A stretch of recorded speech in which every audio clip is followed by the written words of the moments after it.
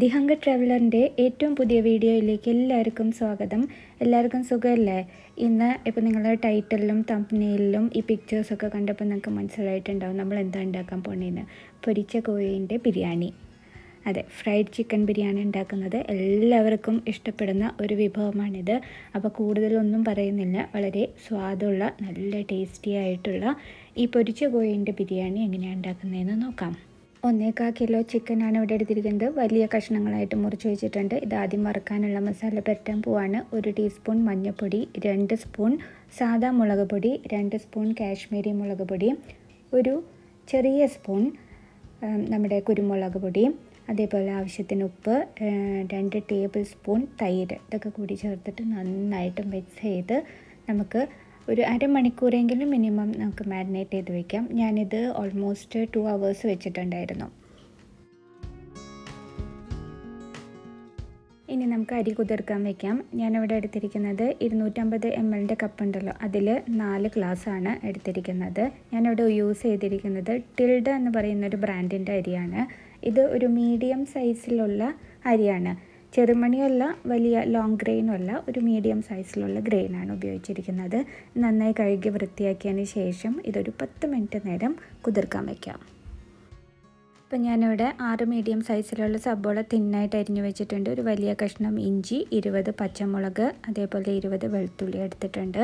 പച്ചമുളക് എരിവിനനുസരിച്ചിട്ടാണ് കേട്ടോ. അപ്പോൾ നിങ്ങൾക്ക് ഒരു 8 എണ്ണമൊക്കെ എടുത്താൽ മതിയാവും സാധാ പച്ചമുളകാണെങ്കിൽ. ഇഞ്ചിയും വെളുത്തുള്ളിയും പച്ചമുളകൊക്കെ ഒന്ന് ക്രഷ് ചെയ്തിട്ട് വരാം കേട്ടോ. നിങ്ങൾക്ക് ചോപ്പർ ഉണ്ടെങ്കിൽ ചോപ്പറിലിട്ടോളൂ. ഞാൻ ചോപ്പർ യൂസ് ചെയ്യാറില്ല, അതുകൊണ്ടാണ് മിക്സിയിലിട്ട് ഒന്ന് ക്രഷ് ചെയ്യുന്നത്.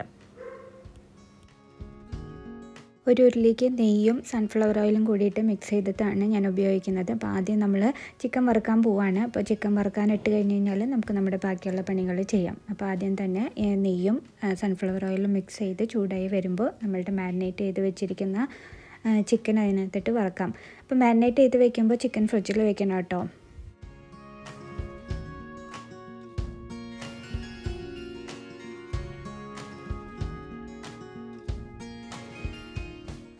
അപ്പോൾ ചിക്കൻ അവിടെ കിടന്ന് വറന്ന് വരട്ടെ. അതിൻ്റെ ഇടയിൽ നമുക്ക് അരി വേവിക്കാം. അപ്പോൾ ഒരു കുക്കറിലേക്ക് നമ്മൾ സൺഫ്ലവർ ഓയിലും വീണ്ടും സൺഫ്ലവർ ഓയിലും നെയ്യും കൂടി ഇട്ടിട്ടാണ് ചെയ്യുന്നത്. പക്ഷേ ഇതിലേക്ക് കുറച്ച് ഇട്ടാൽ മതി.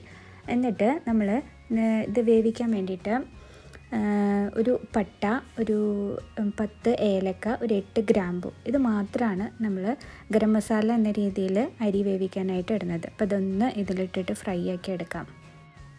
ഇതെന്താണെന്നറിയോ, ഇത് ചിക്കൻമേ ഉണ്ടാകുന്ന ഒരു ഫാറ്റാണ്. അതായത് ചിക്കൻ്റെ പുറത്ത് ചിലപ്പോൾ കഷ്ണങ്ങളായിട്ട് ഇരിക്കുമ്പോൾ നെയ്യിൻ്റെ ഒരു പീസ് ഇരിക്കുന്ന കാണാം. അപ്പോൾ ഇത് ഞാൻ എന്ത് ചെയ്തെന്ന് വെച്ചാൽ ഇത് അങ്ങ് മുറിച്ചെടുത്തിട്ട് ഇതിനകത്ത് ഇട്ടു. അപ്പോൾ ഇതിനകത്ത് ചില നെയ്യ് അതിനകത്ത് ഉരുകി ചേരും. അപ്പോൾ നമുക്ക് നമ്മുടെ ചോറിലേക്ക് ഈ ചിക്കൻ്റെ ഫ്ലേവർ കിട്ടും. അതിന് വേണ്ടിയിട്ടാണ്, കണ്ടോ. അപ്പോൾ ഇത് ചിലത് ഉരുക്കും, ചിലത് അങ്ങനെ തന്നെ പീസായിട്ട് കിടക്കും. അപ്പോൾ ഇത് ഇഷ്ടമുണ്ടെങ്കിൽ ചെയ്താൽ മതി, ഓപ്ഷണലാണ്. ഇപ്പോൾ വാങ്ങിക്കുന്ന എല്ലാ കോഴിയിലും നെയ്യ് ഉണ്ടാവണമെന്നില്ല. ഇത് നേരത്തെ നമ്മൾ വെളുത്തുള്ളിയും പച്ചമുളകും ഇഞ്ചിയും ഒന്ന് ക്രഷ് ചെയ്തില്ല, അതിനൊരു ചെറിയ ടീസ്പൂൺ എടുത്തിട്ട് ഇതിനകത്ത് ചേർക്കുക. സാധാരണ നമ്മൾ ബിരിയാണി ഉണ്ടാക്കുമ്പോൾ ചേർക്കാറില്ല, പക്ഷേ ഇങ്ങനെ ഒന്ന് ട്രൈ ചെയ്ത് നോക്കൂ, നല്ല ടേസ്റ്റാണ്. അതൊന്ന് ചെറുതായിട്ടൊന്ന് വാട്ടിയെടുക്കാം.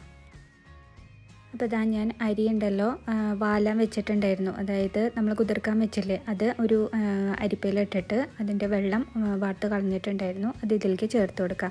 എന്നിട്ട് ഇത് ഈ ചിക്കൻ്റെ നെയ്യിലും നമ്മുടെ സാധാ നെയ്യും എണ്ണയൊക്കെ കൂടിയിട്ട് ഒരു 3 മിനിറ്റ് നേരം അരി ഇതിലൊന്ന് ഇട്ടിട്ട് വറുക്കുക. 3 മിനിറ്റ് നേരം മതി കേട്ടോ, അധികം നേരം വറുക്കേണ്ട ആവശ്യമില്ല. അപ്പോൾ ആ നെയ്യൊക്കെ ഓരോ അരിമണിയുമേ ഇങ്ങനെ പിടിച്ചോളും. അപ്പോൾ ഇവിടെ പാകത്തിന് വെള്ളം ഒഴിച്ചിട്ട് വെള്ളം വറ്റിച്ചെടുക്കുകയാണ് ചെയ്യുന്നത്. കുക്കറിൽ തന്നെയാണ് കേട്ടോ വേവിക്കുന്നത്. അപ്പോൾ ഇവിടെ 4 കപ്പ് അരിക്ക് 6 കപ്പ് വെള്ളം എടുത്തിട്ടുണ്ട്. അതായത് 1 കപ്പ് അരിക്ക് 1.5 കപ്പ് വെള്ളം. അതിൻ്റെ ഒപ്പം തന്നെ ഒരു പകുതി നാരങ്ങയുടെ കുരു ഇല്ലാതെ, കുരു സെപ്പറേറ്റ് എടുക്കുക. അപ്പോൾ നിങ്ങൾ ആയിട്ടില്ലെങ്കിൽ ഒരു സ്ട്രെയിനർ വെച്ചിട്ട് ഒഴിക്കുക. അതിനകത്ത് കുരു ഇല്ലാത്തതുകൊണ്ട് ഞാൻ ഡയറക്റ്റ് ഒഴിക്കുകയാണ്. അപ്പോൾ ഒരു പകുതി നാരങ്ങയുടെ ഫുള്ളായിട്ട് പിഴിഞ്ഞെടുത്തോളൂ നീര്. ഒരുപാട് ആവരുത് കേട്ടോ. വലിയ നാരങ്ങ എടുക്കുകയാണെങ്കിൽ മാക്സിമം 1 ടേബിൾ സ്പൂൺ ചെറുനാരങ്ങ നീര്, അത്രമാത്രം മതി. ഇനി ആവശ്യത്തിന് ഉപ്പിടാം. ഉപ്പിടുമ്പോൾ ശ്രദ്ധിക്കാം, ഈ അരിയിൽ നന്നായിട്ട് ഉപ്പ് പിടിക്കണം, അതായത് ഉപ്പ് മുമ്പിൽ നിൽക്കണം, എന്നാലേ അതിന് ടേസ്റ്റ് ഉണ്ടാവുള്ളൂ. അപ്പോൾ ഇതൊന്നൊക്കെ മിക്സ് ചെയ്ത് നോക്കി ടേസ്റ്റ് ചെയ്ത് നോക്കിയിട്ട് ഉപ്പ് പോരായുണ്ടെങ്കിൽ ഉപ്പിടുക. എന്നിട്ട് നമ്മൾ ഇത് അടച്ച് വെച്ചിട്ട് മീഡിയം ഫ്ലെയിമിലിട്ടിട്ട് 1 വിസിൽ, എന്നിട്ട് ആവി പോകുന്നവരെ വെയിറ്റ് ചെയ്ത് 10 മിനിറ്റിന് ശേഷമേ തുറക്കാൻ പാടുള്ളൂ. അപ്പോൾ ഇതാ ചിക്കനൊക്കെ ഫ്രൈ ആയിട്ട് വന്നിട്ടുണ്ട്. അതേസമയം ഹാർഡായിട്ടും ഇല്ല കേട്ടോ, നല്ല ജ്യൂസി ആയിട്ടാണ് ഇരിക്കുന്നത്. അപ്പോൾ ഇത് നമുക്ക് ആദ്യം എടുത്തു മാറ്റാം.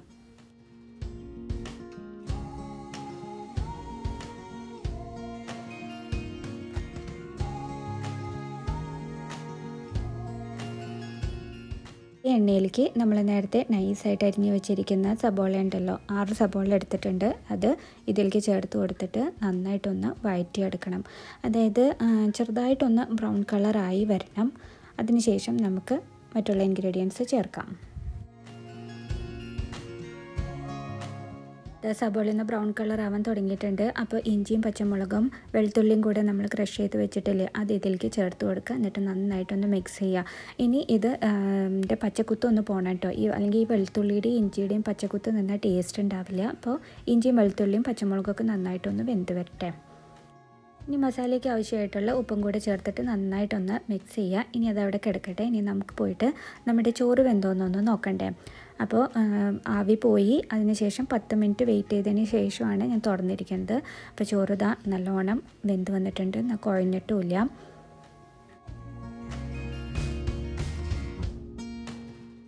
ഇനി ഞാൻ ഇതിൽ നിന്ന് നമ്മൾ മുഴുവൻ ഗരം മസാല ഇട്ടിട്ടില്ല, അതായത് പട്ടയും ഗ്രാമ്പും ഏലക്കയും ഇട്ടിട്ടില്ല, അത് ഞാൻ മാറ്റാണ്. ഇതിൻ്റെ ഫ്ലേവറൊക്കെ ഇതിനകത്ത് ഇറങ്ങി കഴിഞ്ഞ് കഴിഞ്ഞു. അപ്പോൾ ഇനി ഇതിനകത്ത് കിടക്കേണ്ട ആവശ്യമില്ല. ചിലപ്പോൾ ബിരിയാണിയിൽ കടിക്കുമ്പോൾ അത്ര ടേസ്റ്റ് ഉണ്ടാവില്ല. അപ്പോൾ ഞാൻ ഇതിൻ്റെ കുക്കറിൻ്റെ അടിഭാഗം കാണിച്ചു തരാം, അടി പിടിച്ചിട്ടുണ്ടോ എന്ന് നോക്കാനായിട്ട്. അപ്പോൾ നമ്മുടെ കുക്കറിൻ്റെ അടിയിൽ പിടിച്ചിട്ടൊന്നുമില്ല, നല്ല ക്ലീൻ ആയിട്ടിരിക്കുന്നുണ്ട്.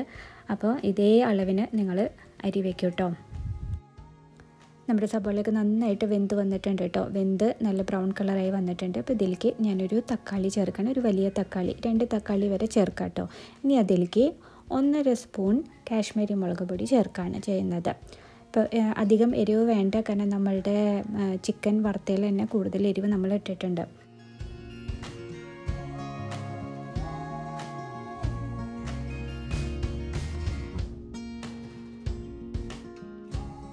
തക്കാളി ചെറുതായിട്ടൊന്ന് വെന്ത് വന്നിട്ടുണ്ട്. അലിഞ്ഞ് കിട്ടുമൊന്നും വേണ്ട കേട്ടോ. ഇനി അതിലേക്ക് 1 സ്പൂൺ ഗരം മസാല ചേർക്കുകയാണ്. ഞാൻ എന്താ ചെയ്യണമെന്ന് വെച്ചാൽ നമ്മുടെ മുഴുവൻ മസാല, ബിരിയാണി മസാല എന്ന് പറഞ്ഞാൽ കിട്ടില്ലേ, അതങ്ങ് വാങ്ങിച്ചിട്ട് നമ്മുടെ മിക്സിയിലിട്ട് നന്നായിട്ട് പൊടിച്ചെടുത്തു. ഇനി അതിലേക്ക് ചേർക്കുന്നത് അരപ്പിടിയും പുതിനയിലയും അരപ്പിടിയും മല്ലിയിലയും കൂടിയിട്ട് ചെറുതായിട്ടൊന്ന് കട്ട് ചെയ്തിട്ട് ഇതിലേക്ക് ചേർത്ത് കൊടുക്കുക. എന്നിട്ട് നന്നായിട്ടൊന്ന് മിക്സ് ചെയ്യാം. ഇനി വറുത്ത് വെച്ചിരിക്കുന്ന ചിക്കൻ അങ്ങോട്ട് ഇട്ടോളൂ. അപ്പോൾ നമ്മളത് ഇട്ട് കൊടുത്തിട്ട് നന്നായിട്ട് ഈ മസാല ഉണ്ടല്ലോ, അതായത് നമ്മുടെ സബോള മസാല ഉണ്ടല്ലോ, അത് നന്നായിട്ട് ഓരോ ചിക്കൻ പീസുമേ ഇങ്ങനെ പെരണ്ടിരിക്കണം. അതിന് വേണ്ടിയിട്ടാണ് ഇത്രയധികം സബോള നമ്മൾ എടുത്തിട്ടുണ്ടായിരുന്നത്.